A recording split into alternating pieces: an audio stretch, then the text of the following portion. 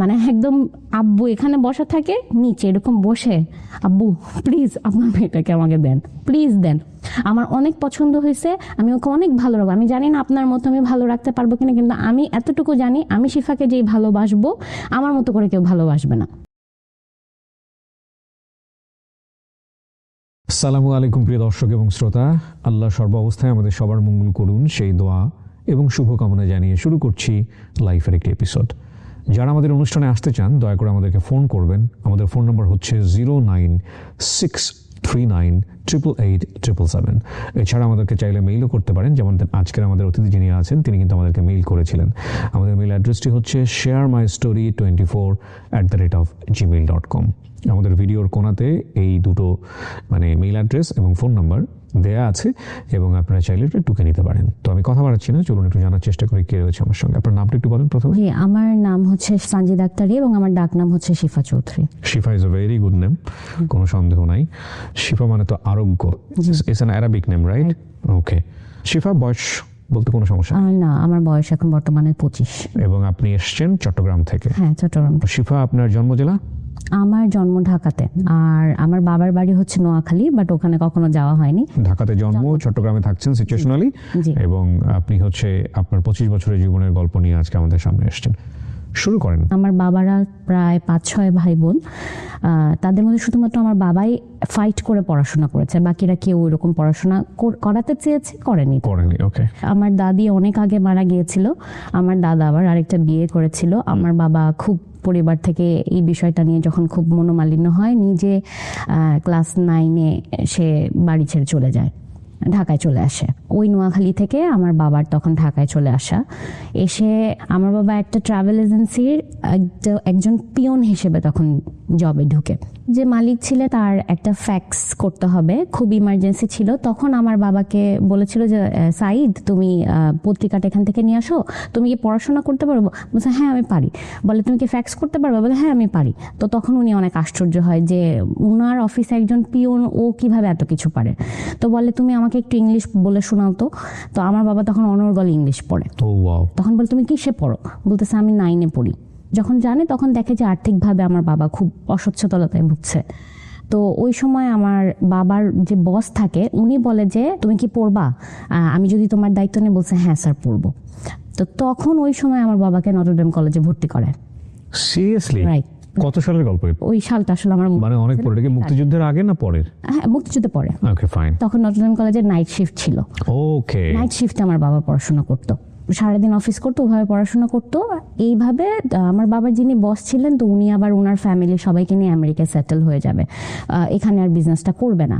তো তখন উনি বলে যে সাইদ তোমার সমস্যা নাই, আমার ভাইয়ের কাছে আমি দিয়েছি, ওনার ভাইয়েরও ট্রাভেল এজেন্সি ছিল, তুমি ওর কাছে থাইকো, দেখবা যে ওখান থেকে তুমি ভালো কিছু আমি মনে করি করতে পারবা। এবং ওকে বলা আছে তুমি যতটুকু পড়তে চাও তুমি ততটুকু পড়তে পারবা। প্রায় 1.5-2 বছর কাজ করার পরে ট্রাভেল এজেন্সির মধ্যে সবচেয়ে বড় একটা কোম্পানি হচ্ছে, ওইখানে আমার বাবার পরে জব হয় একজন জুনিয়র এক্সিকিউটিভ হিসেবে।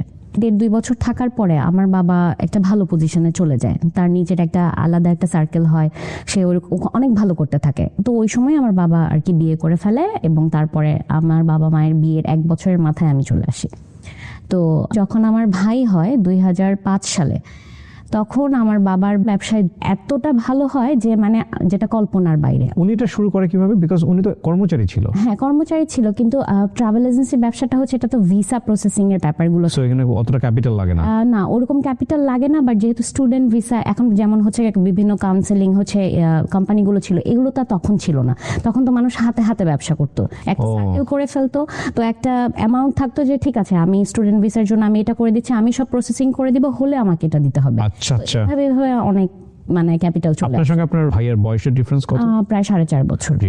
তো আস্তে আস্তে বাবা জমি কেনা শুরু করলো, যতটুকু অ্যাসেট করা প্রয়োজন। তো আমার বাবা মা আবার খুব শৌখিন মানুষ, তারা খুব ঘর সাজাতে পছন্দ করে। আমার বাবা সবসময় একটা কথা বলে যে রুকে কষ্ট দেওয়া যাবে না, যেটা খেতে মন চেয়েছে এটা এখনই খেতে হবে। আজকে বিরিয়ানি খেতে মন চেয়েছে তো আজকে বিরিয়ানি খাবো, কালকে পান্তা ভাত খেতে হলে কালকে পান্তা ভাত খাবো। খুবই শৌখিন মানুষ। তো তারা খুব শখ করে একটা ফ্ল্যাট বুকিং দেয়, তখনই আমার ভাই যখন হয় তখনই দেয়, এবং ওইটার কাজ আস্তে আস্তে চলতে থাকে। খুব ভালো চলতে থাকে, এবং এত ভালো যে আমি দেখেছি অনেক সময় ঘুম থেকে উঠে যে আমার বাবা সারা রাত আসেনি, হয়তো প্যাসেঞ্জার গিয়েছে, সে তার কাজের জায়গায় যথেষ্ট লয়াল ছিল এবং অনেক পরিশ্রমী একজন মানুষ ছিল, এবং অল্প সময় অনেক বেশি উপরে উঠে যাওয়ার কারণে অনেকে চোখেও পড়ে যায়। তখন সবাই চারিদিকে যে আরে সাঈদের তো সেই অবস্থা হয়ে গেছে। তখন আমরা যে এলাকাটায় থাকতাম, আমার মনে আছে যে প্রতি শুক্রবার আমাদের বাসায় সকালে দরজা খোলা হতো এবং বিকেলে মাগরিবের পরে দরজা বন্ধ করা হতো। আমার বাবা কখন মসজিদে যাবে এবং কখন আমার বাবার সাথে এত মানুষ আসবে, সবাই আমাদের বাসায় খাবে। প্রতি শুক্রবার আমাদের বাসায় খাওয়া হতো, এবং মানে কোনো লিমিট নাই। আমার বাবার অনেক বড় একটা আক্ষেপ ছিল তার মাকে সে করতে পারে নাই, ওই যে কারণে কাজগুলো সে করতেন। কারণ আমার দাদি হচ্ছে মারা গিয়েছে ব্লাড ক্যান্সারে। আমি স্কুলে যখন পড়াশোনা করি তো তখন দেখা যায় যে আমার বাবার একজন খুব ক্লোজ ফ্রেন্ড ছিল যিনি আসলে পড়াশোনা ওরকম করেনি, তো কিন্তু তারও ফ্যামিলির অবস্থা খুব খারাপ থাকার কারণে আমার বাবা কি করে, আমার বাবার অফিসে, তখন অলরেডি আমার বাবা মতিঝিলের শাপলা চত্বরের ওখানে 4 তলা একটা বিল্ডিং অফিস নিয়ে ফেলেছে, খুব ভালো অবস্থা।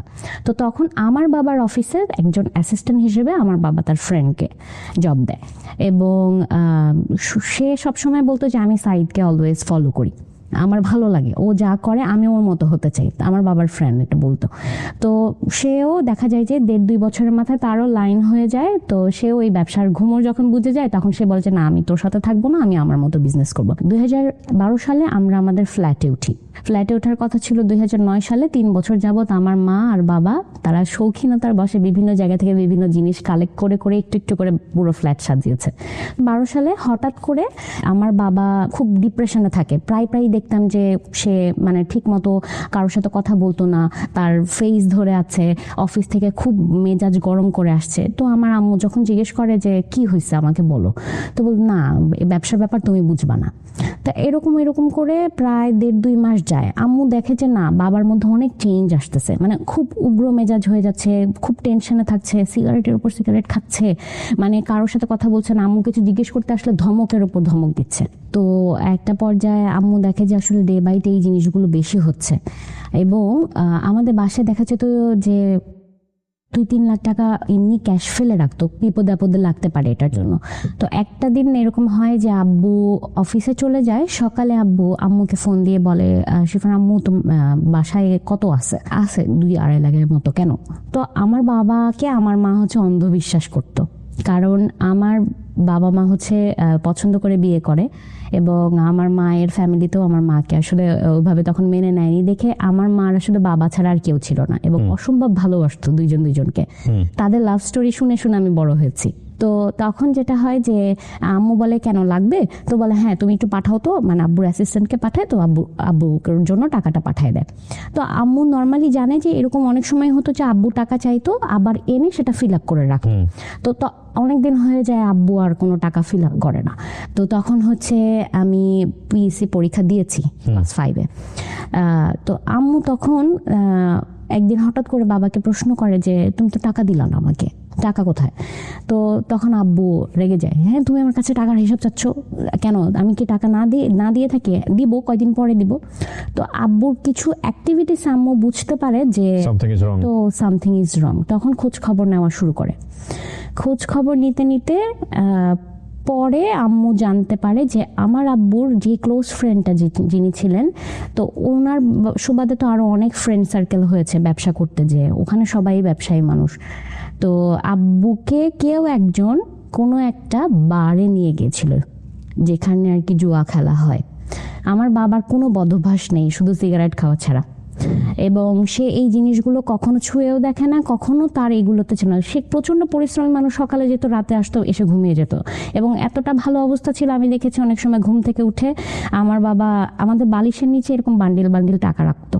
মানে তার খুব শখ, এটা একটা আজব ধরনের শখ যে তার ছেলে মেয়ে টাকার বিছানায় ঘুমাবে। তো অনেক সময় হয়েছে ঘুম থেকে উঠেছি, বাবা বলেছে আম্মু একটু বিছানার বালিশটা সরাতো, সরাই দেখছি এতগুলো টাকা। আবার অনেক সময় এমন হয়েছে রাত 2-3টা পর্যন্ত ওয়েট করতাম আব্বুর জন্য, আমার আব্বু না আসলে আমি ঘুমাতাম না, শুয়ে থাকতাম। তো তখন দেখতাম যে এরকম মোজা থেকে এরকম বান্ডিল টাকা বের করতো। তো আব্বু আম্মুকে নিয়ে অনেক ঘুরেছে, দেশ বিদেশ অনেক ঘুরেছে, আমরাও ঘুরেছি। তো তখন আমার আম্মু খোঁজ খবর নিয়ে তখন শুনে যে আব্বু এমন একটা জায়গায় যায় যেখানে তার ওই ফ্রেন্ডও আছে এবং আব্বুকে ওখানে সে খেলাচ্ছে, জুয়া খেলাচ্ছে। আমার আম্মু তখন মানে মাথায় আকাশ ভেঙে পড়ে যে এই মানুষ তো এরকম করার মানুষ না, এটা কিভাবে সম্ভব। তখন খোঁজ খবর নিয়ে দেখে যে আব্বুর ব্যবসার অবস্থা ভালো না। এবং কিছুদিন আগেই এমন হয়, আমার বাবা এত সরল মানুষ যে তার টাকার হিসাব ছিল না, কখনো টাকার হিসাব করতো না, কাউকে দিয়ে ফেললেও সেটার কোনো একটা ডকুমেন্টসে রাখতো না। এই ব্যবসা করতে যে ওখানকারই একজন আমার বাবার থেকে বয়সে বড়, আমার বাবা তাকে মামা ডাকতো। তো উনি একদিন আমার বাবাকে হঠাৎ করে ফোন দিয়ে বলে যে ভাগনা আমার হঠাৎ করে টাকা লাগতেছে। তো বলে যে কত টাকা লাগবে? তো বলে 27.5 লাখ টাকা লাগবে, দিতে পারবে তুমি? সে বলছে যে মামা কালকে তো শুক্রবার, আমি বাসায় থাকবো, আপনি বাসায় এসে থেকে নিয়ে যান। তো আমাদের চোখের সামনে দেখা, কারণ এটা দেখলাম এই জন্য আমি বলতে পারছি যে তখন আমি ক্লাস 5-এই পড়ি। তো আমি দেখেছি যে উনি আমাদের বাসায় এসছে, সারাদিন থেকে আমার বাবার সাথে গল্পগুজব করেছে, এরকম ল্যাপটপের ব্যাগে পুরো 27.5 লাখ টাকা ক্যাশ আমার বাবা তার হাতে বুঝিয়ে দিয়েছে, কোনো উইথাউট এনি ডকুমেন্টস। কারণ একটা বিশ্বাস ছিল, ব্যবসায়ী মানুষ তো, বলছে যে 10 দিনের মধ্যে টাকা দিয়ে দেবো, ঠিক আছে নিয়ে যান। উনি আজও গেছে কালও গেছে। উনি যাওয়ার পরে ওনার ফোন বন্ধ। আমার বাবার তো মাথায় আকাশ ভেঙে পড়ছে যে ফোন কেন ধরে না, কোনোভাবে ওনাকে রিচ করতে পারে না, খুঁজ ওনার অফিসে গেল কোথাও নাই। পরে খোঁজ নিয়ে দেখে উনি ওনার ছেলে ফ্যামিলি সহ ইতালি চলে গেছে। তো মানে টাকা মেরে দিছে এক কথায়। অনেক অসুস্থ হয়ে পড়ে ওই সময়। আর তখন ব্যবসাতেও খুব খারাপ অবস্থাটা চলছিল। আম্মু একদিন রাতে বাবার জন্য ওয়েট করে। আমার বাবা কখন এমন হয়নি যে রাত 12টার পরে বাইরে ছিল। তো ওই দিন বাসায় আসতে আসতে ভোর 4টা বাজে, চেহারার দিকে তাকানো যাচ্ছে না। তো বলতেছে তোমার এই অবস্থা কেন? ওই দিন আম্মু ধরবে আব্বুকে। তো ড্রয়িং রুমে বসে বলে যে তুমি কোথায় যাও আমাকে বলো তো। বলছে কোথায় যাই? আমি অফিসের কাছে ছিলাম, আমি এয়ারপোর্টে ছিলাম। বলছে না তুমি সত্যি করে বলো, তুমি বলবা না আমি বলবো। তখন আব্বু মানে বলতে চায় না। তখন আম্মু বলে যে তুমি তো এখানে যাও। বলছে না না এগুলো ভুল কথা। আম্মুকে ওই ধমক দিয়ে থামায় দেয়। আম্মু আর কোনো কথা বলে না, আম্মুকে বোঝানোর চেষ্টা করে যে আমার আব্বু এগুলো কিছু করে নাই। কিছুদিন পরে আমার আম্মুকে আব্বু বলে যে শিফার আম্মু চলো রেডি হও, আমরা মালয়েশিয়া ঘুরতে যাব। তো এরকম হতো, আমার আম্মুকে নিয়ে আব্বু ঘুরতে যেত। তো চলে যায়। তো বলে যে আগে, এবং এটা ওনার জন্য খুব টাফ কিছু ছিল না, কারণ যেহেতু উনি এজেন্সিরই কাজ করতো। মালয়েশিয়া তো বলে যে মালয়েশিয়া যাব, ওখান থেকে সিঙ্গাপুর হয়ে তারপরে আমরা ব্যাক করবো। বলছে ঠিক আছে। তো আম্মু খুব খুশি যায়। যাওয়ার পরে মালয়েশিয়ার ওখানে আবার গোল্ড খুব সুন্দর হয়। এটা কি আপনি তখন বাংলাদেশে ছিলেন না বাবা মার সঙ্গে? আমি বাংলাদেশে ছিলাম। তখন বাংলাদেশ কার কাছে? আমরা আমাদের বাসায় থাকতাম, আমাদের কাজের যেহেতু ছিল। আপনাদেরকে রেখে ওনারা রোমান্টিক ভ্রমণে চলে যেত? হ্যাঁ অনেক রোমান্টিক ছিল তারা। এবং আমার বড় ফুপির ছেলে, বড় জ্যাঠার বড় ছেলে আর আমার বড় ফুপির মেয়ে, এই তিনজনই আমাদের বাসায় থাকতো। যেহেতু আমাদের ফ্যামিলি মেম্বার্স আদার্স যারা ছিল তাদের ওরকম অবস্থা ভালো ছিল না, সো এই সাপোর্টটুকু আপনার বাবা একদম ছোট থেকে আমরা হওয়ার আগে ওদেরকে নিয়ে আসছে। Okay fine. তো ওরা আমাদের বাসাতেই বড়, সো টেক কেয়ার করতে আপনাদেরকে, ওরা আমাদেরকে টেক কেয়ার করতো। তো তখন যাওয়ার পরে আম্মুর মুখ থেকেই শোনা যে আম্মু ওখানে যাওয়ার পর দ্বিতীয় দিন অনেক গোল্ড কিনে, আব্বুই কিনে দেয়। তো কিনে দেওয়ার পরে আম্মুকে হোটেলে রেখে আব্বু বলে যে তুমি থাকো, আমি একটু আসতেছি। তো মালয়েশিয়াতে একটা জায়গা আছে যেখানে আর কি বেটিং এগুলো করা হয়, এটা হচ্ছে মেঘের উপরে একটা জায়গা। তো ওখানে যায় আমার আব্বু, এবং ওখানে যায় হচ্ছে সবচেয়ে ওই রকম টাকা পয়সাওয়ালা মানুষ, যাদের মানে শুরুই হয় হচ্ছে 10 লাখ 20 লাখ থেকে শুরু। তো ওই জায়গায় আমার আব্বু যায়, তার খুব শখ সে ওখানে যেয়ে খেলবে। তো ওখানে যাওয়ার পরে সে তার ওই যে ক্লোজ ফ্রেন্ডটা থাকে তাকে হঠাৎ করে ফোন দিয়ে বলে যে 10.5 লাখ টাকা হবে তোর কাছে। আমার আব্বু কিন্তু টাকা পয়সা নিয়ে গেছে, আমার ইমার্জেন্সি লাগতেছে। তো তখন আমার আব্বুর যে ক্লোজ ফ্রেন্ড, আমার আব্বু এবং আমার আব্বুর ওই ক্লোজ ফ্রেন্ড, তারা একদম ছোটকাল থেকে একই এলাকায় থাকতো। তো তারাও ফ্রেন্ডদের মতোই। তো আমার ওই আঙ্কেল কি করে, আমার আম্মুকে ফোন দেয়, ফোন দিয়ে বলে যে খুশি সাইদ তো আমার কাছে এরকম 10.5 লাখ টাকা চাচ্ছে। পরে বলতেছে ভাই তাহলে হয়তো বা ওই ব্যবসার জন্যই চাইতেছে। বলতো তুই কই? বলে আমি তো হোটেলে। বলে তো সাইদ কই? বলে যে সাইদ তো ও তো বললো যে বাইরে, ওই টাকা নেয় নিয়ে সে ওখানে ওগুলো খেলে। তো তারপরে আমার আম্মুকে হঠাৎ করে 3 দিনের মাথায় আব্বু বলে যে শিফার আম্মু তো অনেকদিন হয়ে গেছে, তুমি বাসায় চলে যাও, তুমি মানে দেশে চলে যাও, আমি আসতেছি, আমার এখানে আরো কিছু কাজ আছে, 2-3 দিন পরে আমি আসবো। আমার আম্মুকে এটা বল। তা কখনো এরকম হয় নাই যে আমার আম্মুকে আব্বু আলাদা একা পাঠিয়ে দিচ্ছে, বলতেছে কি এমন কাজ, তা আমি থাকলে কি হয়েছে। তখন আব্বু বলে যে না না, এই এত দৌড়ঝাঁপের মধ্যে তুমি কি সারাদিন হোটেলে বসে থাকবে নাকি, এটা তো ভালো দেখায় না, তুমি যাও। তো ওই যে আমার আম্মু তখন হচ্ছে গোল্ড যখন নিতে যায়, তখন আমার আব্বু বলে কি এগুলো নেওয়ার দরকার না, এগুলো আমি নিয়ে আসবো। আমার আম্মুকে বলে। নেশা কি জিনিস। হ্যাঁ, আম্মু বলে যে কেন, আমি নিয়ে যাই, সমস্যা কি, তুমি তোমার কাজ ছেড়ে আসো। না না, তুমি নিলে এখানে ইমিগ্রেশন অনেক ঝামেলা করবে, তুমি এই বিষয়গুলো বুঝবা না। মানে সবসময় দামায় রাখতো, তো আম্মু ওইটাই বিশ্বাস করতো, আচ্ছা ঠিক আছে, হ্যাঁ হ্যাঁ, না তুমি যেটা বলছো ওইটাই ঠিক। তা আম্মু কি করে, আব্বুর কাছে দিয়ে চলে আসে। আসার পরে আম্মু আর ওই গোল্ড খুঁজে পায় না। তো যখন বলে যে গোল্ড কই, তো তখন বলে যে ওইটা ওখানে সেল করে দিছে, আমি তোমাকে এখান থেকে, আর আমার হঠাৎ করে টাকা লাগতেছে ওটা। তো বলে তো এটা কি ধরনের কথা, তুমি আমাকে বলতা। তো তখন বলে যে থাক, ওগুলা লাগবে না, আমি তোমাকে আবার কিনে দিব, সমস্যা নেই। নিয়ম মাফিক আমার বাবা অফিসে যাচ্ছে, আমরা কিন্তু এর মধ্যে কিছু হয়েছে কিনা আমরা কিছু জানি না, কারণ আমার আম্মু কখনোই বাবা মার মধ্যে যেটা হতো আমাদের উপরে সেটা আসতে দিত না। 3-4 দিন পরে দেখা যায় যে হঠাৎ করে একদিন সকালে 11টার দিকে আমাদের বাসায় একজন মানুষ আসে। উনি স্ট্যান্ডার্ড চার্টার্ড ব্যাংক থেকে আসে। আমার বাবা স্ট্যান্ডার্ড চার্টার্ড ব্যাংকের তখন ভিআইপি ক্লায়েন্ট ছিল। উনি আসে, আমার বাবা তাদের ফোন রিসিভ করতেছে না এটার জন্য। ভিআইপি অ্যাকাউন্ট হোল্ডার তো আপনি বোঝেনই, মানে স্ট্যান্ডার্ড চার্টার্ড ব্যাংকের ভিআইপি অ্যাকাউন্ট হোল্ডিং মানে হচ্ছে কিন্তু বিগ অ্যামাউন্ট অফ ডিলিং হয়, আর অ্যাকাউন্ট একটা মিনিমাম বার থাকে যে এই পরিমাণ অর্থ থাকতে হবে তাহলে আপনি ভিআইপি সুবিধাগুলো পাবেন। So basically VIP account holder বলতে এগুলো বোঝায়, আরও ব্যাংক অ্যাকাউন্ট পেতে অনেক কিছু হয়। হ্যাঁ, তো তারপরে দেখা যায় যে উনি আসে, তো উনি এসে বলতেছে ম্যাডাম স্যার আসলে আমাদের ফোন ধরতেছে না, আমরা প্রায় 3 মাস ধরে ওনার সাথে কথা বলার চেষ্টা করছি। প্রথম উনি কল ধরেছে, ওনাকে মিটিংয়ের জন্য বলা হয়েছে যে আমাদের সাথে এসে একটু দেখা করেন। তো উনি আজকে ডেট দেয়, কালকে ডেট দেয়, উনি আর আসে না। তো আমরা আসলে স্যারকে রিচ করতে পারছি না। ওনার অফিসে গিয়েছিলাম, তখন ওনাকে পাইনি। এই নিয়ে 3-4 বার ওরা চলে গেছে। তো বাধ্য হয়ে ওনারা আমাদের বাসায় আসে। তো আম্মু বলে ঘটনা কি সেটা আমাকে বলেন। তো বলে যে আসলে যে অ্যামাউন্টটা ওখানে রেখেছিল সেটা আমার বাবা একদিন উঠিয়ে ফেলেছে। তো এইটা তো ওদের জন্য মানে আশ্চর্যজনক একটা ঘটনা যে একদিনে এত টাকার কেন ট্রানজেকশন হলো। অলমোস্ট প্রায় 2.5 থেকে 3 কোটি টাকা একদিনে উনি নিয়ে চলে গেছে। এবং ওরা তো যেহেতু আব্বু ভিআইপি ক্লায়েন্ট ছিল, সেক্ষেত্রে আমার বাবাকে তারা ক্রেডিট কার্ডও দিয়েছিল একটা ভালো অ্যামাউন্টের, সেটাও সে তুলে নিয়েছে। তো সেটা তো রিফিল করতে হবে। এই 3 মাস যাবত আমার বাবা কোনো রিফিল করে নাই। এই পারপাসে আর কি তারা কথা বলবে আমার আব্বুর সাথে, কিন্তু আমার আব্বু তাদেরকে আজকে ডেট দিচ্ছে, কালকে ডেট দিচ্ছে, হচ্ছে না। আমার আম্মু রাতে বাবা যখন আসে কথা বলে, তখন আমার আব্বু স্বীকার করে যে আমার আব্বু আমার আম্মুকে বলে যে আমার ব্যবসায় অনেক বড় লস হয়েছে, আমি অফিসও বিক্রি করে দিব, আমার কোনো কিছু রাখা সম্ভব না, অনেক টাকা আমার ঋণ হয়ে গেছে। তা আম্মু বলে কি ঋণ হয়েছে, কেন হয়েছে, তোমার তো কখনো আমি এরকম দেখি নাই। তো তখন আব্বু বলে কি যে না তুমি বুঝবা না, আমি আসলে জাপানের এরকম 46টা ভিসা স্টুডেন্ট ভিসা করতে যেয়ে আমি অনেক টাকা লসে পড়ে গেছি, ভিসাগুলো হয় নাই, মানুষদেরকে আমার টাকা আরো জরিমানা দিতে হয়েছে, এগুলো বুঝায়। তো তখন আম্মু বলে এখন কি করবা, বলতেছে যে দেখি অফিস তো বিক্রি করছি। তা আম্মু বলে অফিস বিক্রি করছো তো ওইখানেই তো অনেক টাকা পাইছো, এই টাকা দিয়ে তো এটা শোধ হয়ে যাওয়ার কথা। বলে না, ওগুলো অন্য কাজে লাগাইছে। কি কাজে লাগাইছে, এত কথা তোমার শুনতে হবে না। আমার আম্মুকে সবসময় এরকম করতো। তো পরে যে আব্বু এর 10-12 দিন পরে বলে কি শিফার আম্মু একটা কথা বলবো তোমাকে। আমার আব্বুর একটা সুবিধা ছিল কি যে মানে আমার আব্বু আমার আম্মুকে যা বুঝে আমার আম্মু তাই বুঝতো। তো তখন আমার আব্বু আম্মুকে বলে যে ফ্ল্যাটটা বিক্রি করে দিই। তো আম্মু বলে যে ফ্ল্যাট কেন বিক্রি করবা, এত শখের ফ্ল্যাট, 7 বছর ধরে অপেক্ষা করছে এই ফ্ল্যাটে।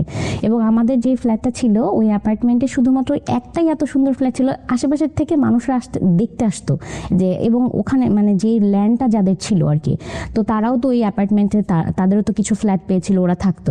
ওনাদের যত মেহমান আসতো ওনারা সবাই এসে আমাদের বাসায় নক দিয়ে দেখে তো আপনাদের ফ্ল্যাটটা একটু দেখান, মানে আর সবাই এসে বলতো যে এগুলো কোত্থেকে আনছেন, এগুলো কোত্থেকে আনছে, এত শখ করে বানাইছে। এবং আমাদেরও রিলেটিভস বা আমার আব্বুর ফ্রেন্ড সার্কেল যারা আসতো এসেই মানে তখন এমন একটা নিঃশ্বাস ছাড়তো, মানে ওই নজরই আসলে সব চলে গেছে। তা বলতো দেখছো সাইদের কি অবস্থা, কি করে ফেলছে, এরকম বলতো সব সময়, কই ছিল সাইদ, কি করে ফেলছে এত অল্প সময়ে, এরকম বলতো। তো তখন যেটা হয় আম্মুকে বলে যে শিফার আম্মু আমি অনেক লোনের চাপে আছি, আমাকে না হলে মানুষ মেরে ফেলবে, ইমার্জেন্সি ফ্ল্যাট বিক্রি করতে হবে, তুমি অ্যানাউন্স করো। বাসার যে বাড়িওয়ালা ছিলেন ওনার সাথে কথা বলো। তো ওনাকে জানায় যে ভাই আপনাদের যদি কোনো পরিচিত কেউ থাকে যে ফ্ল্যাট কিনতে চাই, তো উনি তো আকাশে কি বলেন আপা আপনি এই ফ্ল্যাট কেন বিক্রি করবেন? বলে না আসলে আমরা আমাদের আবার সাভারে সানভ্যালিতে আব্বু জমি কিনে রেখেছিল, তো আব্বু আমার আম্মুকে আশ্বাস দেয় যে ওখানে বাড়ি করবে, তো কিছুদিন আমরা ভাড়া থাকবো, ফ্ল্যাটটা বিক্রি করবে, ওই টাকাগুলো নিয়ে ওখানে আমার আব্বু বাড়ি করবে আর কিছু টাকা ঋণ দিবে। তো তখন আম্মু ওইটা আমার আব্বু আম্মুকে যা মুখস্থ করে তো আমার আম্মু যে সেটাই বলতো, তো আম্মু ওইটাই বলছে যে আমরা ওখানে বাড়ি করবো, আমরা এটা থাক সমস্যা নাই, আবার শখ পূরণ করতে পারবো। তো ওনাদেরই আবার একজন ছিল যে আর কি ফ্ল্যাট খুঁজতেছিল, ওইটা 6 তলায় একটা ফ্ল্যাট হওয়ার কথা, তো ওইটা ওনারা কিনবে। তো তখন বলে যে আমাদের এখানে একটা ফ্ল্যাট আছে, এই বাসার সবচেয়ে সুন্দর ফ্ল্যাট, আপনি কি দেখবেন? তো তখন বলে যে চলেন দেখি। ওনারা এক দেখায় পছন্দ করে ফেলে। ওনারা বলে যে কোনো দামাদামি হবে না, আপনি কত চান সেটাই বলেন। 3 দিনের মাথায় ফ্ল্যাট বিক্রি হয়ে গেছে, লস দিয়ে বিক্রি করতে হয়েছে। মানে আমার আব্বু যেই টাকা দিয়ে ফ্ল্যাটটা কিনেছে তার থেকে 6-7 লাখ টাকার নিচে, মানে সে আমার আব্বু শুনছে যে এত টাকায় উনি দিতে রাজি, হ্যাঁ ডান ডান ডান, মানে টাকা দরকার আব্বুর, আর কোনো কিছু আব্বু শুনতেছে না।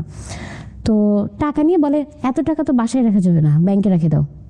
কখনো কোথাও আমার বাবা আমার মার নামে একটা ব্যাংক অ্যাকাউন্ট করে নাই, আমাদের জন্য কোনো কিছু করে নাই। হ্যাঁ একটা কথা শুনেছি যে আমার বাবা, আমি যখন ক্লাস 3-4 পড়ি তখন আম্মু বলছে যে তুমি যে এত টাকা খরচ করো, এত জনকে দাও, ছেলে মেয়েদের জন্য কি কিছু রাখতেছো? তখন বলছে তোমার এটা নিয়ে চিন্তা করতে হবে না, আমার মেয়ের জন্য 20 লাখ টাকা রাখা আছে, ও বাইরে যেয়ে পড়াশোনা করবে, আমার ছেলের জন্য 20 লাখ টাকা রাখা আছে, ওইটা নিয়ে তোমার টেনশন নাই। তো আমরা জানতাম যে ওইটা আছে, ওটা অনেক আগেই চলে গেছে ওখানে, সেটাও জানি না। তো আলটিমেটলি আমার আম্মুর হাতে আসলে কিছুই ছিল না, কিছু গোল্ড ছাড়া। তো ফ্ল্যাট যখন বিক্রি করে তখন আমরা যে আরেকটা বাসায় ভাড়া উঠি, 3 রুমের একটা বেডরুমে, ওই বাসায় আমরা ভাড়া নিই। তো আম্মু তখন বলে এখন এই টাকা দিয়ে কি করবা? তো বলে যে তোমাকে না বললাম যে সাভার করবো। বলে আচ্ছা ঠিক আছে। তো এরকম করে খুব সুন্দর যায়। হঠাৎ করে একদিন আমার বাবার মত বদলায়, আমার বাবা বলে সিফার আম্মু আসলে এখানে মনে হয় ব্যবসা ভালো হবে না, আমার মনে হয় দেশের বাইরে চলে যাওয়াটা ভালো হবে, পরে তোমাদেরকেও নিয়ে যাব। তো আম্মু বলে এটা তো ভালো কথা, আমি তো তোমাকে আজকে না বহুত আগেই বলছি, যখন তুমি এত ঘোরাফেরা করো তখনই বলছি তুমি ওখানেই সেটেল হয়ে যাও, আমরা সবাই মিলে চলে যাই, একটা ভালো ফিউচার হবে। তখন তো যেতে রাজি হও নাই। তো বলে যে জাপানে ভালো সুবিধা আছে, আমি ওখানে যেতে পারবো। তো আব্বু এই কথা বলে যে তাইলে তো টাকা লাগবে অনেক। টাকা কোথায়? ওই যে ফ্ল্যাট বিক্রির টাকা। তো বলে যে তাহলে বাড়ি করবো না? বলে না, তাহলে বাড়ি করে কি করবো, তোমাদেরকে তো নিয়েই চলে যাবো 1-1.5 বছরের মাথায়। আম্মু ওইটাই বিশ্বাস করে, বলে তাহলে কি আমি ওখান থেকে খরচ করবো? আম্মু বলছে করো খরচ। তো তখন হচ্ছে যে আব্বু বলে যে ভিসা তো হয়ে গেছে, টিকিটও কেটে ফেলছি, তাহলে সব প্যাকিং করি। 4টা লাগেজ সে প্যাকিং করছে, বাইরে যাওয়ার জন্য যা যেভাবে করা দরকার সব করছে, বাসায় ভর্তি করে বাজার করে দিছে, করে খাওয়া দাওয়া করে আমাদের থেকে বিদায় নিয়ে আম্মু তখন বলছে একবারের জন্য যেহেতু যাচ্ছ, 1.5 বছর পরে আমরা যাব বলছো, তাহলে তোমাকে একটু আমরা এয়ারপোর্টে পৌঁছাই দিয়ে এসে। বলছে না লাগবে না, যাই নাই কেউ। আব্বু গেল, তারপরে 2 দিন হয়ে গেছে আব্বু আর ফোন দেয় না। তো তখন ফোন দেয় না কেন? এরপরে যখন আমরা মানে খোঁজ খবর, আমার আম্মুর তো অবস্থা খারাপ। আমার বাবার একজন ফ্রেন্ড ছিলেন যিনি জাপানে থাকে, ওনার ফুল ফ্যামিলি সহ। তো ওই আঙ্কেলকে আব্বু ফোন দিয়ে বলে কি, আম্মু তো আর জানে না যে কতক্ষণ সময় লাগে জাপানে যেতে, জানতো যে হয়তো 12-13 ঘন্টার একটা ট্রানজিট হবে। তো তাও আব্বুকে মানে আঙ্কেলকে ফোন দেয়, ফোন দিয়ে বলে কি ভাই বাংলাদেশ থেকে যদি জাপানে যেতে হয় তাহলে কতক্ষণ সময় লাগে? বলে ভাবি ট্রানজিট মিলে হয়তো 16-17 ঘন্টা এর মধ্যে পৌঁছায় যাবে। বলে কেন ভাবি? বলে আপনার ভাই তো জাপান গেছে। বলে কি বলেন, জাপান গেছে? আমাকে জানায় নেই। বলে কেন গেছে, ঘুরতে নাকি থাকতে? বলছে থাকতে গেছে, ওখানে যাবে বললো আমাদেরকে নিয়ে যাবে। তো কিন্তু বলে কবে গেছে? বলে পরশুদিন গেছে। 2 দিন হয়ে গেছে এখনো আপনার ভাই ফোন দেয় নাই। কিন্তু আপনার ভাই তো এর আগে এত দেশে ঘুরছে, আমার আব্বুর 7টা পাসপোর্ট, ঘুরতে শেষ করেছে, তার এই একটাই শখ সে দেশ ঘুরবে। তো বলে যে এর আগে এত জায়গায় গেছে, এয়ারপোর্টে থেকেই সিম নিয়ে আমাদেরকে ফোন দিত, এবার 2 দিন হয়ে গেছে আপনার ভাই ফোন দেয় না। বলেন না ভাবি এরকম তো হওয়ার কথা না, হয়তো ব্যস্ততায় আছে, সময় করে ফোন দিবে। তো বলে আমি খোঁজ নিয়ে দেখতেছি। 7 দিন 8 দিন হয়ে যায়, আমার আব্বু কোনো খোঁজ নাই।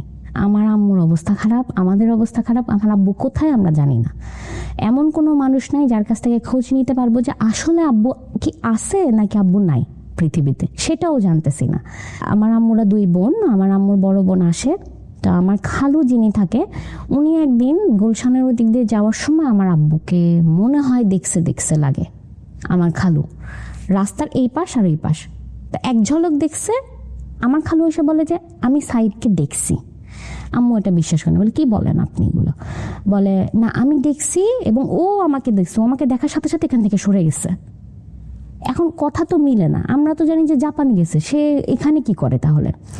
পরে যখন আমার আম্মু বলে যে এখন কি আপনি আবার ওখানে জানতো যায় আবার খোঁজ নেন তো, যখন খালু ওখানে যায় তখন জানতে পারি গুলশানের একটা হোটেলে আমার আব্বু, মানে বাসা থেকে যেদিন বের হয়েছে তারপর থেকে আমার আব্বু গুলশানের ওই হোটেলে ওখানেই ছিল, থাকার জায়গা হিসেবে আর কি ওখানে ছিল। তো আব্বু আমার খালু যখন আমার বাবার খোঁজ নিতে যায় তখন আমার বাবা ওখানে থাকে না, একটু আগেই বের হয়ে গেছে এটা বলছে। তো ঠিক জাপানে যাওয়ার ডেট থেকে শুরু করে 17 দিনের মাথায় আমার আম্মুর নাম্বারে আরেকটা নাম্বার থেকে ফোন আসে, বাংলাদেশের একটা নাম্বার থেকে ফোন আসে, এবং ওই ফোনটা আসলে আমি তখন আবার ধরি। তো ধরে আমি বলি যে হ্যালো কে? তো বলে যে শিফা আম্মুকে দাও। তো আমার তো কণ্ঠ চেনা লাগে, আমি আব্বু? বলে হ্যাঁ আম্মুকে দাও। হ্যাঁ তুমি কই? আর এই নাম্বার কেন? বলে আম্মুকে দাও না।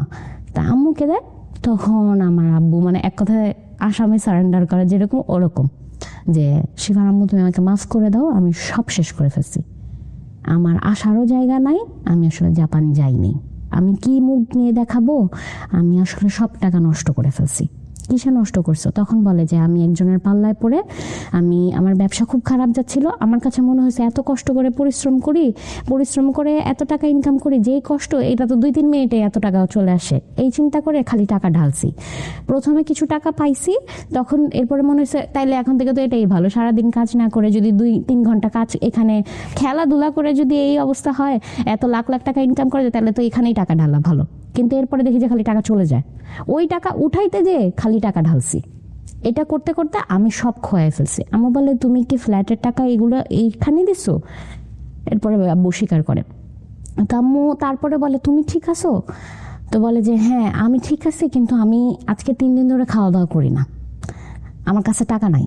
আম্মু বলে যে তো তুমি বাসায় আসো। বলে আমি যদি বাসায় আসি, আমরা যে এলাকাটায় থাকতাম, আমার আব্বুর যে ক্লোজ ফ্রেন্ড, ওই যে যার কাছ থেকে 10.5 লাখ টাকা সে ঋণ নিয়ে, আমার ওটা মাথায় আসলো যে উনি আসলে প্রচার করতে চাইছে উনি দেশের বাইরে যাতে করে ঋণ থেকে বাঁচতে পারে। রাইট। এবং ওইখানেই তখন আমরা জানতে পারি যে আমাদের এলাকায় অনেকের কাছে ঋণ নেওয়া হয়ে গেছে আমার আব্বুর। তো আব্বু বলতেছে আমি বাসায় আসতে পারবো না, আমি এখন আমাকে সবাই খুঁজতেছে, যদি আমাকে দেখে যে আমি এখানে আসি আমাকে এখানে টিকতে দিবে না। তো তখন আমি বলি তাহলে কি করব?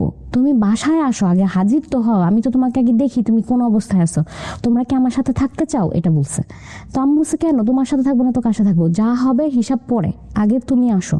তখন আব্বু বলে তাইলে এই এলাকায় থাকা যাবে না, আমাকে এখানে আমার একটা মান সম্মান আছে, এখানে আমাকে টিকতে দিবে না, ইমিডিয়েটলি বাসা দেখো অন্য আরেকটা এলাকায় যেখানে আমরা চলে যাব, ওখানে সহজে আমাদের খোঁজ খবর পাবে না। তো তখন যে আমার আম্মু আমার খালামুনির সাথে পরামর্শ করে ইমার্জেন্সি পুরান ঢাকার দিকে একটা বাসায় আমরা উঠি। রাতের মধ্যে আমার বাবা আসে, রাত 12টার দিকে অন্ধকার যখন হয় তখন আমার বাবা আমাদের বাসায় আসে আমাদেরকে নিয়ে। ওই দিন আমরা দেখলাম, আমার চোখের সামনে দেখা, যে অল্প কিছু ফার্নিচার নিয়ে আমরা একটা ট্রাকে করে আমরা চলে যাই। তো এর মধ্যে কিন্তু আমাদের গাড়ি বাড়ি সব চলে গেছে এবং আমার আম্মুর হাতে কোনো ক্যাশ নাই, আম্মু শুধু কিছু গয়না ছিল। আর আমাদের বাসায় যেহেতু অনেক ফার্নিচার ছিল, এখানে একটা কথা আছে, এত ফার্নিচারও নিতে পারবো না। আমার আব্বু বলে যে আমাদের বাসায় যে পরিমাণ ফার্নিচার আছে 4 বেডরুমেও হবে না, 1 বেডরুমের বাসা নিব, কারণ আমার অবস্থা এখন ভালো না, বাকি সব বিক্রি করে আসো, হাতে কিছু ক্যাশ নিয়ে আসো। তা আম্মু বলে এগুলোও বিক্রি করে দিতে হবে? বলছে হ্যাঁ এগুলো বিক্রি করতে হবে। ফোনে বলতেছে, আব্বু তখন আসেনি, 3 দিন সময় দিছে, 3 দিনের মধ্যে সব গুছাও আমরা চলে যাব। তো তখন আম্মু বলে আশেপাশে আমাদের যারা পরিচিত থাকে যে আমাদের ফার্নিচার কিছু বিক্রি করব। আমার একজন টিচার ছিল, প্রাইভেট টিচার, আলটিমেটলি ওদের কাছে আর কি ফার্নিচারগুলো বিক্রি করে আমরা 3 দিনের মাথায় রাতে আমরা ট্রাকে করে চলে যাই। যাওয়ার পরে এমন একটা বাসায় ভাইয়া উঠি যে আসলে খুব নিম্নমানের আর কি, যে 4-5টা ফ্যামিলি একটাই বাথরুম ইউজ করবে, একটাই রান্নাঘর ইউজ করবে। আমার আব্বু ওই বাসা ঠিক করছে। তো আমরা ওই বাসায় যে উঠি, আমি আসলে তখনও বুঝতে পারতেছিলাম না এখানেই আমরা থাকবো কিনা। আমি এখানে কি থাকতে আসছি? বলছে হ্যাঁ এখানেই থাকতে আসছি, এখন থেকে এভাবেই থাকতে হবে, আমার আব্বু বলতেছে। আমি আমার আব্বু দিকে এমনি তাকে, আব্বু আমাকে ধমক দিচ্ছে, বলছে যখন যেরকম সেরকম থাকতে হয়। এখন আমি তো ইউজ টু না, আমি তো সবসময় দেখছি আরেক রকম, গাড়ি থেকে নামছে, আমাকে এখন এই অবস্থায় এনে রাখছে। আমি তো চিল্লাচিল্লি, হ্যাঁ কেন এখানে থাকবো, এখানে ঠিকভাবে শোয়া যাচ্ছে না, ঠিকভাবে খাওয়া যাচ্ছে না, আমাদের জিনিস কই, আমার জামা কাপড় কই, আমি কি স্কুলে পড়বো না, অনেক চিল্লাচিল্লি করছে। তো তখন আম্মু আমাকে অনেক মারছে যে কথা শুনোস না, সবসময় একরকম থাকে না, সব কিছু বুঝতে হয়, আর তুমি বড় হয়েছো না। তো বড় হয়েছি দেখে এটাই মনে হয় আসলে সবচেয়ে বড় কষ্টের ব্যাপার, যে সবকিছু মেনে নিতে হবে বড় হইলে। তো বলতেছে তুমি যদি এরকম করো তাহলে ছোটটা কি করবে। তখন ক্লাস 6-এ পড়ি এবং প্রায় 7 মাস স্কুল কিছুই করি নাই।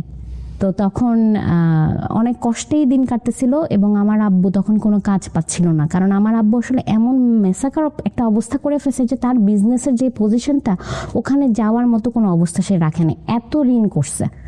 আমার বাবাকে এরপরে আমরা আমার আম্মু আর কোনো উপায় না দেখে মালয়েশিয়াতে পাঠিয়ে দেয়। ওখানে ওয়ার্ক পারমিট ভিসা আমার বাবা চলে যায়, কিন্তু আসলে আমার বাবা কখনো ফ্যামিলি ছাড়া থেকে অভ্যস্ত না, তো তার খুব কষ্ট হয়। যেই স্যালারিতে আসলে জব করতো সেটা দিয়ে তো ফ্যামিলি চলতো না, খুব কষ্ট হতো। কিন্তু এই বিষয়গুলো নিয়ে আপনার মাকে দেখতেন না? আপনার বাবার সাথে কখনো খারাপ আচরণ করে? খারাপ আচরণ করেছে আব্বু আম্মুকে, এমন আব্বুর একটা কথা ছিল, আমি খারাপ, চলে যাও তোমরা। আমার বাবা কেমন একটু গা ছাড়া ছিল তখন। তো আম্মু বলে আমি যে যাব, আমি না হলে ব্যবস্থা করে নিতে পারবো, ছেলে মেয়েগুলার কি হবে, ওরা তো বড় হচ্ছে। বলছে যে তুমি যদি রেখে যেতে চাও রেখে যেতে পারো, আমার ছেলে আমার যেভাবে মানুষ করে করবো, না হলে তুমি নিয়ে যাও। কিন্তু আমার আম্মুর আমার বাবার প্রতি একটা উইকনেস ছিল সব সময়। ওই জায়গা থেকে মানে আমার বাবা আম্মু চিন্তা করতো যে এই মানুষটা তো আমি ছাড়া কেউ নাই, আমি চলে গেলে এ কই থাকবে, তো কোথায় যাবে বলতেও পারতেছি না। এমন অনেক সময় হয়েছে যে আমি আমার আম্মুকে বলছি যে আব্বুর তো এই অভ্যাসটা চেঞ্জ হচ্ছে না, আব্বু সব শেষ করে ফেলছে, দেখো আমরা কোথা থেকে কোথায় আসছি, আমি আজকে থেকে আর বাবাই ডাকবো না। আমার এমন অনেকবার হয়েছে, আমার আম্মু ঘুরায় আমাকে থাপ্পড় মারছে 3-4 বার। এই জায়গাটা একটা বিশাল লার্নিং আছে কিন্তু, বাবা বাবাই, মা মাই, রেসপেক্টের জায়গাটা সন্তানের জায়গা থেকে এরকমই থাকা উচিত।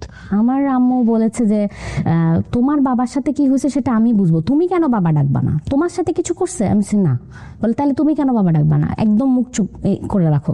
তো এরকম হয়েছে। তো আমার খুব কষ্ট লাগতো, আমার আম্মু এত কান্না করতো, আমার আম্মু মানে এত অভাবের মধ্যে যাচ্ছি। এমন হয়েছে যে আমার আম্মু খাওয়া দাওয়া করে নাই, একটা ডিম রান্না করছে, অর্ধেক করে আমার ভাইকে দিছে, আমাকে দিছে।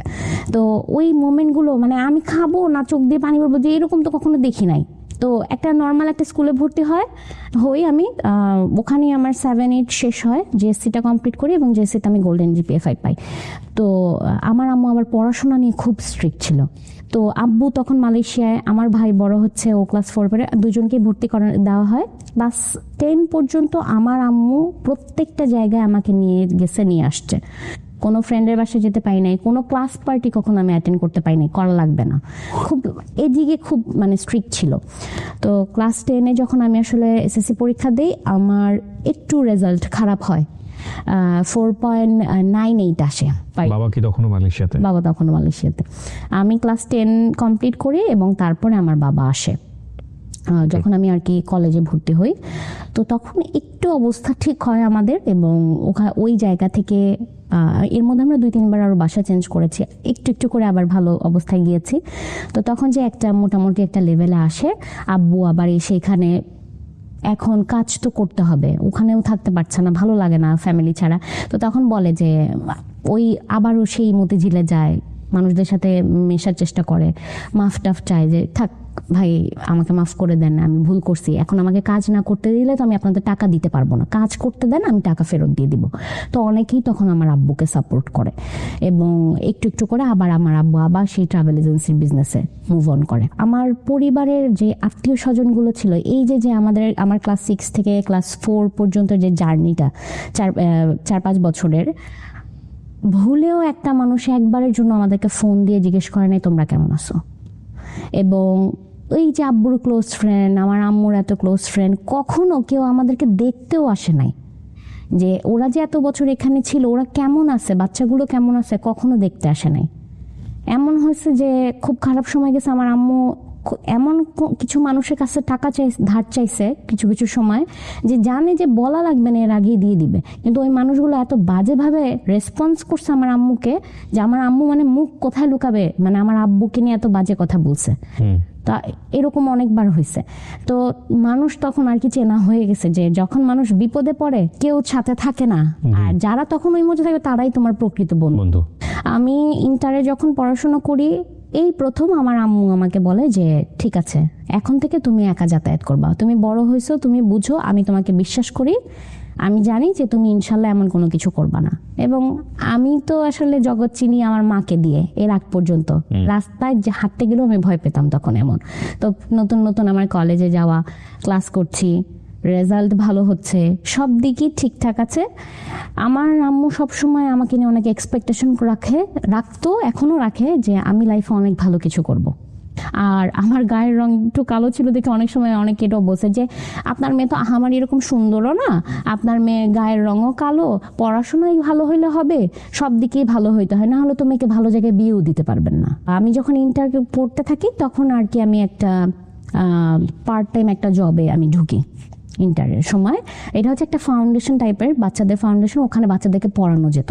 তো আমি হচ্ছে এরকম শুক্র শনিবার যেহেতু আমার কলেজ বন্ধ থাকতো, আমি ওখানে যে বাচ্চাদেরকে পড়াতাম, 3,000 টাকা বেতন পেতাম। আমি আমার ইন্টারটা কমপ্লিট করি, তখন আর কি করোনা চলে আসে। তো ওই টাইমে তো রেজাল্ট অটোই চলে আসে এবং আমি খুব ভয়ে ছিলাম যে আসলে রেজাল্ট কি আসে। লাকিলি আমার রেজাল্ট গোল্ডেন জিপিএ 5 চলে আসে। তো তারপরে যে লকডাউন পড়ে যায়, আব্বু যে বিজনেসটা করছিল ওটাও তো সবই বন্ধ হয়ে যায়, এখন কিভাবে চলবো? তো তখন আমার আম্মু বলে যে শিফা, পড়াশোনা করতেছো করো, তার পাশাপাশি অন্য কিছু করার চেষ্টা করো, কোন একটা কাজের সাথে যুক্ত হও, ফ্যামিলিকে সাপোর্ট দাও না, তুমি তোমারটা করতে পারলেই হলো। বিভিন্ন জায়গায় অ্যাপ্লাই করে, এখন আমি মাত্র করেছি এইচএসসি পাস, আমার কোনো অভিজ্ঞতা নাই, আমাকে কে নিবে কাজে? আমার একটা জিনিস ছিল যে আমি যেই জিনিসটাই দেখি, কোনো কিছু যদি শেখার আগ্রহ থাকে আমি খুব তাড়াতাড়ি শিখতে পারতাম। ওকে, তো আমি অনলাইনে ইউটিউব দেখে আমি গ্রাফিক ডিজাইন শিখি তখন নিজে নিজে। আমার বাসায় যেহেতু ল্যাপটপ ছিল, আমি গ্রাফিক ডিজাইন শিখে কিছু ডিজাইন করি। এরকম তখন ফেসবুকে আমি এরকম বলি যে আমি লোগো ডিজাইন করতে পারি, ব্যানার ডিজাইন করতে পারি। তো এরকম বিভিন্ন গ্রুপে আমি লিখি। তো ওখান থেকে আমার ভালো কিছু ক্লায়েন্টও আসে। তো মোটামুটি একটা ভালো ইনকাম আমার শুরু হয়, কিন্তু এটা তো আসলে রেগুলার বেসিস ছিল না, আমার একটা রেগুলার বেস কাজের দরকার ছিল। কারণ আমি দেখতেছিলাম যে আসলে আম্মু যতই বলুক যে আমার ফ্যামিলিকে সাপোর্ট করতে হবে না, কিন্তু আমি যেহেতু বড় মেয়ে ছিলাম, আমার কোনো ভাই ছিল না, আমি দেখতেছিলাম আমার সাপোর্টটা করা অনেক বেশি জরুরি। তখন আমি সিভি বানানো শুরু করলাম, আমি বিভিন্ন জায়গায় অ্যাপ্লাই করা শুরু করলাম, জুনিয়র এক্সিকিউটিভ বা কাস্টমার সাপোর্ট এক্সিকিউটিভ। মানে ওই সময়টাতে আসলে প্রয়োজন ছিল আপনার ফ্যামিলিকে সাপোর্ট দেওয়া বা প্লাস নিজেকেও সাপোর্ট করা।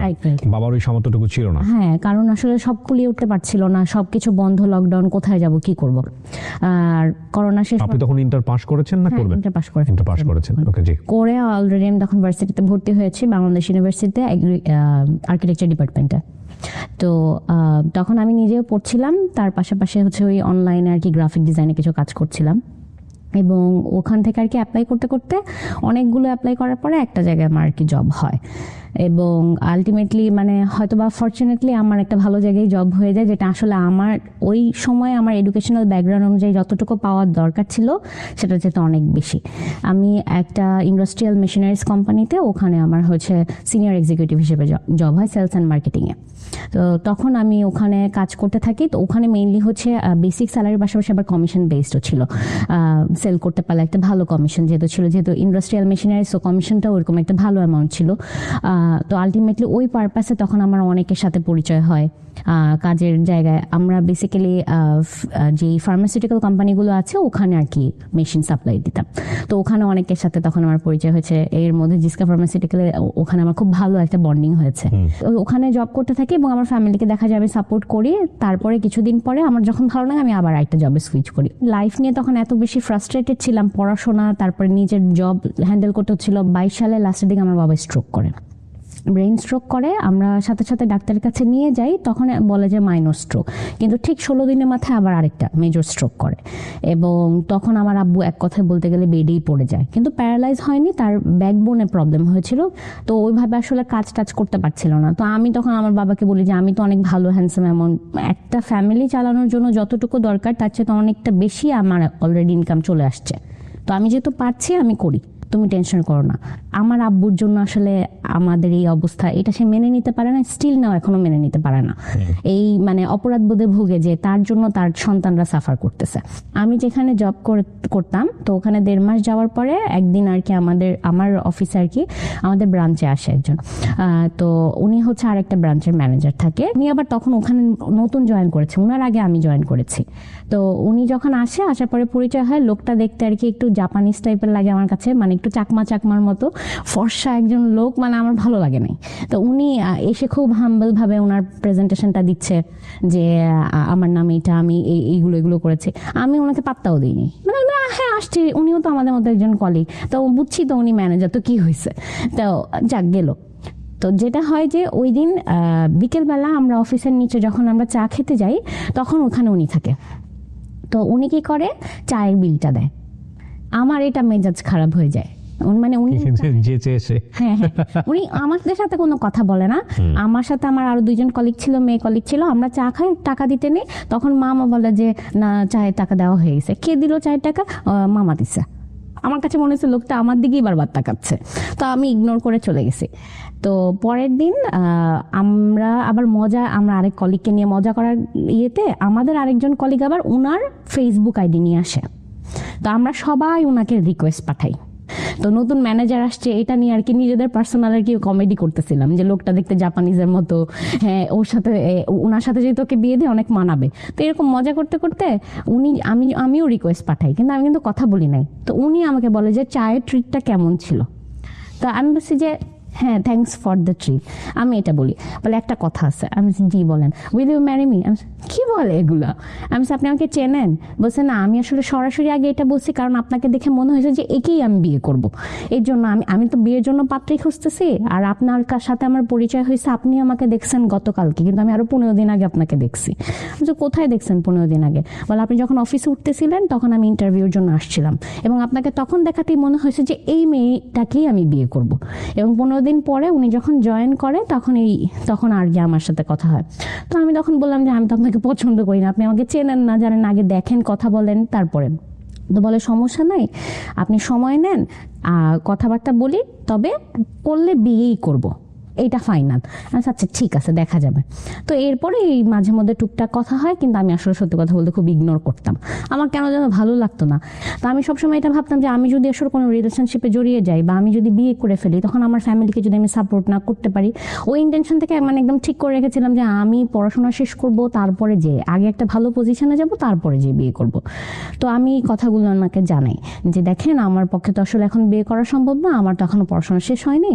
তো উনি বলছে যে বিয়ের সাথে তো এগুলো কোনো কানেকশন নেই, পড়াশোনার জায়গায়, ক্যারিয়ারের জায়গায়, বিয়ের জায়গায়। আমি নর্মালি যেহেতু হচ্ছে জবও করতাম, তার পাশাপাশি কিন্তু আমার ওই যে অনলাইনের কাজগুলোও চলছিল।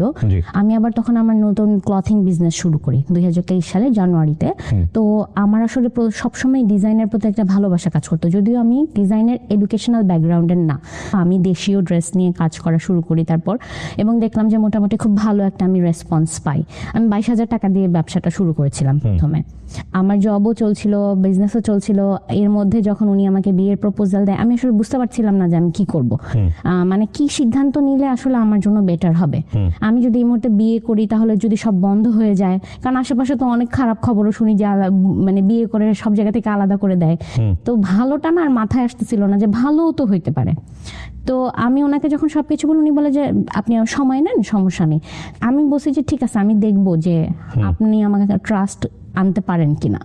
তো এবং আমি দেখি যে আমার কাছে এই একটা মানুষকে এখন অব্দি আমি যত মানুষের সাথে মিশছি, চলার খাতিরে, কাজের খাতিরে, সবচেয়ে ডিফারেন্ট মনে হয়েছে। এতটা রেসপেক্ট আমি কখনো অন্য কারো থেকে পাই নাই, যতটা রেসপেক্ট উনি আমাকে করছে। ফার্স্ট লুকে ভালো লাগেনি, কিন্তু অ্যাটিটিউডে ভালো লেগে গেছে। হ্যাঁ, তো উনি আমাকে প্রচন্ড রেসপেক্ট করছিল সবকিছু। আবার একটা সময় আবার ডাউটও হচ্ছিল যে এগুলো কি আপনি অতিভক্তি চোরা লোক দেখেন, পরে কিন্তু আবার যদি অন্যরকম হয়। তো উনি একদিন কান্না করে দিয়েছে যে আমি এরকমই। আমি আচ্ছা ঠিক আছে, দেখা যাক। তো বাসায় আমি জানাই বিষয়টা। আমার বাসায় যখন জানাই, আমার আব্বু আম্মু পছন্দ করে নাই। কেন? এরকম হুট করে তো কোনো কিছু হয় না। তুমি আরো দেখো জানো, একটা ভুল সিদ্ধান্ত নিলে কিন্তু জীবন শেষ। তো সো বি কেয়ারফুল। তো সামহাও তাদের আর কি পছন্দ হয়নি। আর তারপরে যখন শুনছে ছেলের বাড়ি চিটাগাং, তার মানে ছেলে তো বিয়ে করে চিটাগাং নিয়ে যাবে, নেওয়ার সম্ভাবনা বেশি, তো মেয়ে তো আলাদা হয়ে যাবে। এইটাই মেনে নিতে পারতেছে না। এত আদরের মেয়ে, ভাবছে যে এলাকায় এলাকায় বিয়ে দিবে, গলিতে গলিতে থাকবে, তো সেটা তো আর হবে না। এই জন্য বলছে, না না না না, চিটাগাং ছেলের কাছে বিয়ে দেবো না। তো আমি ওনাকে বাসায় জানাই। পরে উনি বলে যে আপনার আব্বুর সাথে আমাকে একটু কথা বলার ব্যবস্থা করে দেন। আমার আব্বুর সাথে দেখা করার ব্যবস্থা করে। আমার আব্বু তাকে চরম অপমান করে প্রথম দিন, বুঝাই দেয় যে না, আমার মেয়েকে আমি দিব না। আমার সাথে সাথে আমার অফিস থেকে বের হয়ে আমার মানে জোরাজুরি করে, প্লিজ একটু আমি আপনার আব্বুর সাথে আরেকবার কথা বলতে চাই। আবার এসে আমার আব্বুর সাথে এরপরে বলে, মানে একদম আব্বু এখানে বসা থাকে, নিচে এরকম বসে, আব্বু প্লিজ আপনার মেয়েটাকে আমাকে দেন, প্লিজ দেন, আমার অনেক পছন্দ হয়েছে, আমি ওকে অনেক ভালো রাখবো। আমি জানি না আপনার মতো আমি ভালো রাখতে পারবো কিনা, কিন্তু আমি এতটুকু জানি, আমি শিফাকে যেই ভালোবাসবো আমার মতো করে কেউ ভালোবাসবে না। তো পরে বলতেছে, আর টাকা পয়সা নিয়ে সমস্যা নাই, আমি হয়তো এখন যতটুকু ইনকাম করতেছি ইনশাল্লাহ আগামীতে আপনি দোয়া করলে আমি আরো বেশি ইনকাম করবো, আপনি কোনো টেনশন করেন না, আপনার মেয়েকে আপনাদের থেকে আলাদা করব না, শুধুমাত্র আপনার মেয়েটাকে আমার কাছে বুঝাই দেন। তো তখন আমার আব্বু বলে যে ঠিক আছে, আমি চিন্তা ভাবনা করে দেখি। উনিও ওনার ফ্যামিলিতে জানায়।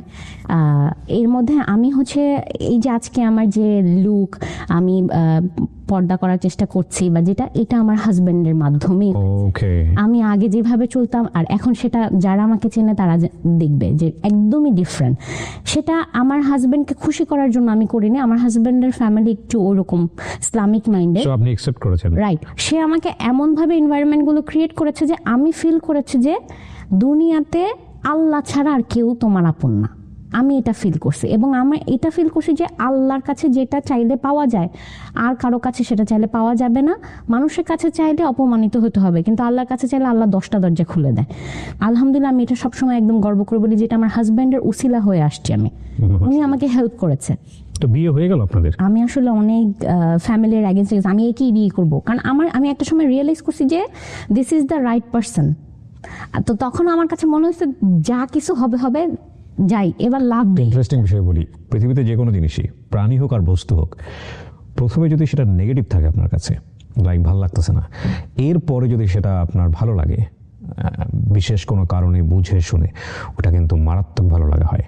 আলহামদুলিল্লাহ, মানে এত ভালো একটা ফ্যামিলি পেয়েছি যেটা আমি আসলে কখনো কল্পনা করিনি, আর আমার বাবা মাও চিন্তা করে নাই।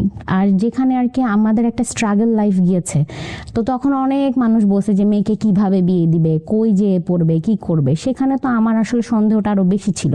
কিন্তু যে দেখছি যে শাশুড়ি, এটা তো শাশুড়ি নাই, তো বেস্ট ফ্রেন্ড। কত বছরের সংসার? সংসার 2023 সালে শুরু হয়েছে, সংসার শুরু হলো মাত্র শুরু হলো। আপনার বেবি আছে? বেবি আছে, 9 মান্থস রানিং। মাশাআল্লাহ মাশাআল্লাহ। মেয়ে? মাশাআল্লাহ। একটা মজার বিষয় দেখেছেন আজকের এই গল্পে যারা এতক্ষণ ছিলেন, শুরু থেকে শেষ পর্যন্ত এন্ডিং কি এটা নিয়ে একটা প্রশ্ন উঠছিল, রাইট? কিন্তু গল্পের মধ্যে একটা অদ্ভুত রকমের ফ্লো ছিল। গল্পের মেসেজটা আসলে কোথায়? সেটা হচ্ছে ফ্যামিলি কতটা ইম্পর্টেন্ট একটা মানুষের জীবনে। ওনার বাবার গল্পটাই আসলে গল্প এখানে। এই যে আপনার বাবার যে গল্পটা, এটা আপনার শ্বশুরবাড়ির পক্ষের লোকজন জানে? হ্যাঁ, জানে, এবং they accept it very well, অনেক ভালোভাবে অ্যাকসেপ্ট করেছে। কারণ আমার বাবা তো ভুলটা শুধরে আবার ঠিক হয়ে গেছে, এই জন্য অ্যাকসেপ্ট করেছে। যে কারণ মানুষের জীবনে এরকম উত্থান পতন থাকে, আমাকে বলছে এগুলো কোনো ব্যাপার না। This is the story. একটা লাইনেই গল্প শেষ। মানুষের জীবনের ধরেন ফাইট করার বেশ কয়েকটা লেভেল থাকে। কি কি দিয়ে মানুষ ফাইট করে? প্রথমত হচ্ছে তাকে সুস্বাস্থ্যের অধিকারী হতে হয়। মানে থাকে না, দিন এনে দিন যারা খায় তারা তো স্বাস্থ্যের উপরই নির্ভর করে বেশিরভাগ। তারপর আসলে মেধার জায়গায় আপনি শিক্ষার কথা বলতে পারেন।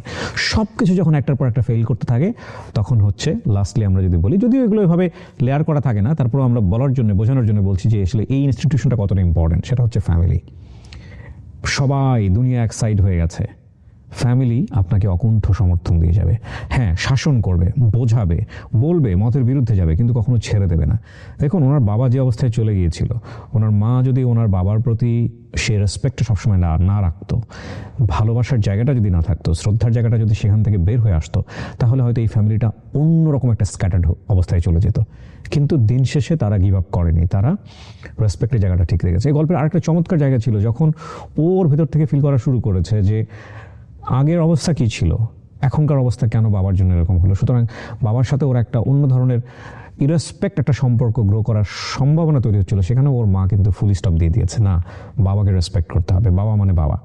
এবং আপনি দেখেন খুব চমৎকারভাবে ওনার একটা ফ্যামিলি শুরু হয়েছে এবং সেখানেও খুব শাশুড়ি বা শ্বশুর পক্ষের লোকজন এবং ওনার হাজব্যান্ড সবাই অসাধারণ মাপের মানুষ। আমরা দোয়া করি এগুলোতে নজর না লাগুক এবং এই সংসারটা সবসময় সুন্দর থাকুক।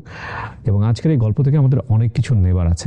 উনি নিজেও কিন্তু এখন অনলাইনে বোধহয় একটা বিজনেস করেন, রাইট? হিজাব এবং বোরকা কাস্টমাইজ আমি ডিজাইন করে থাকি। নিজে নিজে করেন, জি। এখান থেকেও কিন্তু উনি 6 ডিজিট আর্ন করেন, ওনার ফ্যামিলিকে উনি কন্ট্রিবিউট করছেন, পাশাপাশি ওনার আপনার হাজবেন্ড তো জবও করছে, আমার হাজবেন্ড একটা রিমোট জব করছে, সংসার খুব ভালো চলছে। কিন্তু এই যে সংসারের মধ্যে কোনো মানুষ ভুল করে ফেললে, বড় আকারের ভুল হয়ে গেলে, আনইমাজিনেবল ভুল হয়ে গেলে তাকে সংসার বিবর্জিত করে দেয়া বা এমন পরিস্থিতি তৈরি করে দেওয়া যে বাইরে চলে যাও, এই পরিস্থিতিটা যাতে কখনোই না হয়। মানুষের জীবনে ভুল থাকবে, মানুষের জীবনে অন্যায় থাকবে, মানুষের জীবনে ভুল শোধরানোর পথও থাকবে এবং যতক্ষণ পর্যন্ত রিয়েলাইজেশন আছে ততক্ষণ পর্যন্ত এই মানুষটা খারাপ মানুষ না। সে হয়তো সাময়িক ভুল করেছে, তারপরে সে ফিরে আসবে। সেজন্য আমাদের সবাইকে ধৈর্য ধরতে হবে। আমি আপনাকে অনেক ধন্যবাদ জানাই, আপনি চট্টগ্রাম থেকে এসে আপনি আমাদের এই প্ল্যাটফর্মে এই গল্পটা শেয়ার করলেন। আমি শুধু শেষে একটা প্রশ্ন করে আজকের স্টোরিটা শেষ করব, সেটা হচ্ছে আমাদের তো একটা গল্প শুনে একটা লার্নিং হয়েছে, আপনি কেন বললেন বা আপনার শিক্ষাটা কি আসলে এই গল্প থেকে? শিক্ষাটা হচ্ছে আমি যেটা শিখেছি যে প্রথমে বলেছিলাম যে ফ্যামিলিতে আসলে খুব ভালো অবস্থা ছিল, তারপর হঠাৎ করে যখন পড়ে যায়, আমার মনে হয় যে পারিবারিক শিক্ষাটা অনেক ইম্পর্টেন্ট বাচ্চা লালন পালনের ক্ষেত্রে। সেখানে আসলে প্রত্যেকটা বাচ্চাকে ছোট থেকে শেখানো উচিত যে কোনো পরিস্থিতিতে খাপ খাওয়াতে হয়, না হলে ওদেরকে যদি যা চাই আমরা সাথে সাথে যখন দিই, তখন কিন্তু ওই বাচ্চাটা যখন একটা সময় পরে যে আর পায় না, তখন সে অনেক হিংস্র হয়ে যায়। তাকে যদি ব্যালেন্স করে শেখানো হয়, সে তার জীবনে এই কষ্টটা বা আক্ষেপটা থাকে না। যেটা আমার ক্ষেত্রে কি হয়েছে, আমি নিজে নিজে অ্যাবজর্ভ করেছি, পাইনি মানে আমাকে বলছে এখন এটা মেনে নাও, তো আমি তারপরে হ্যাঁ ঠিক আছে মেনে নিয়েছি, এই একটা বিষয়। আর দ্বিতীয় বিষয় হচ্ছে যে এখানে আমার পার্সোনাল লাইফের ক্ষেত্রে যেটা, যে আমার হাজবেন্ডের কথা যেটা আমি বলেছি, আমি খুব অল্প সময়ের পরিচয় কিন্তু আমি বিয়ে করেছি। এমন অনেক সময় হয়েছে যে আমরা অনেক মানুষকে চিনি জানি, যাদেরকে আমরা অনেক লং টাইম ধরে চিনি, কিন্তু পরবর্তীতে যে দেখি যে আসলে মানুষটা ওই রকম না। কিন্তু সব সময় সন্দেহ আবার ঠিক হয় না। আমার হাজব্যান্ডকে প্রথমে আমার মনে হয়েছে যে সে অভিনয় করে। আর ফ্যামিলি বন্ডিং এর যে ব্যাপারটা, এটা আপনি যেটা বলেছেন এটা আমি 100% আমি একমত। কারণ হচ্ছে যে আমার বাবার ক্ষেত্রে বলেন বা আমার শ্বশুর বাড়িতেও অনেক রকমের সমস্যা, যেটাই থাকুক না কেন, আমরা সবাই আসলে একসাথে ছিলাম দেখে এত সুন্দর করে আমি আসলে গল্পটা এখন গুছিয়ে বলতে পেরেছি। যদি ব্যাপারটা অন্যরকম হতো তাহলে আসলে কোথায় যেয়ে ছিটকে যেতাম সেটা আসলে নিজেও জানি না। আর সেখানে আমার মার অবদানটা অনেক বেশি, অনেক বেশি। আমি তো আপনার মাকে বলবো যে ওনার কারণেই আসলে পরিবারটা টিকে আছে। এক্স্যাক্টলি সেটাই। কারণ আমি চেয়েছিলাম যে আলাদা হয়ে যেতে, আমার আম্মুকে আমি আমার 13 বছর বয়সে বলছিলাম চলো আমরা আলাদা হয়ে যাই, সে কিন্তু এটা করতে দেয় নাই, কখনোই দেয় নাই। এবং আমি এখন এটা এসে বলি, আমার বাবা যখন আজকে অসুস্থ হয়ে গেছে, বেডে পড়ে গেছে, প্রতিনিয়ত আমাদের কাছে ক্ষমা চায়। তো আমি এখন আমার বাবাকে বলি, আব্বু তোমার ক্ষমা করার কিছু নেই, তুমি আমাকে ক্ষমা করে দাও, আমার কোনো ব্যবহারে কষ্ট পাইছো কিনা। এখন এতটাই বাচ্চা হয়ে গেছে যে আমার তাকে জিজ্ঞেস করতে হয় তুমি কি খাবা, বলো তোমার কি খেতে ইচ্ছা করে। গতকালকে যেমন বলছি যে আমার এটা খেতে ইচ্ছা, আমি এটা যদি এনে দেই তাহলে তুমি কি আমাকে দোয়া করবা। আমি এখন, কারণ আমার হাজবেন্ড এটা আমাকে শিখিয়েছে যে যত পারেন বাবা মা থাকতে দোয়া নিয়ে নেন। ট্রু। অসাধারণ জায়গাতে শেষ হলো। প্রিয় দর্শক এবং শ্রোতা, আমরা আমাদের জায়গা থেকে বাবা মার কখনো যেন বিচার না করি। প্রত্যাশা করে আছেন বাবা জীবনে অনেক কামি আছে, আপনাকে অনেক কিছু দিয়ে যাবে, দিন শেষে দেখলেন যে না, বাবার আসলে দেওয়ার মতো কিছু নাই, মায়ের আসলে দেওয়ার মতো কিছু নাই। এবং তাৎক্ষণিকভাবে যদি আপনার মধ্যে চেঞ্জ চলে আসে বাবা মায়ের জন্য, তাহলে আপনি সঠিক সন্তান হন নাই দুনিয়াতে, আসলেই হন নাই। বাবা মায়ের কাছ থেকে যদি কিছু চাওয়ার থাকে তাহলে দোয়া চান, that is the best asset. কারণ ভাগ্য পরিবর্তন হয় চোখের পলকে। আপনি আজকে যে অবস্থায় আছেন কালকে এর চেয়ে অনেক বেটার থাকবেন বা এর চেয়ে অনেক খারাপ থাকবেন, সেটার কথা তো আপনাকে সৃষ্টিকর্তা বলেই দিয়েছে। হ্যাঁ, দিস ইজ আনপ্রেডিক্টেবল। সুতরাং বাবা মা খুব অল্প সময়ের জন্য ব্লেসিং আমাদের লাইফে, তাদের প্রতি যেন আমরা কখনোই হ্যাঁ অনেক সময় দেখা যাবে যে এমন কিছু আচরণ সামনে চলে এসছে যেটা সন্তান হিসেবে নেওয়া যাচ্ছে না, কিন্তু আমরা যেন কখনোই তাদেরকে বিচারের কাঠগড়ায় না তুলি। অনেক ভালো থাকুন, আজকের মতো পর্যন্তই। আসসালামু আলাইকুম।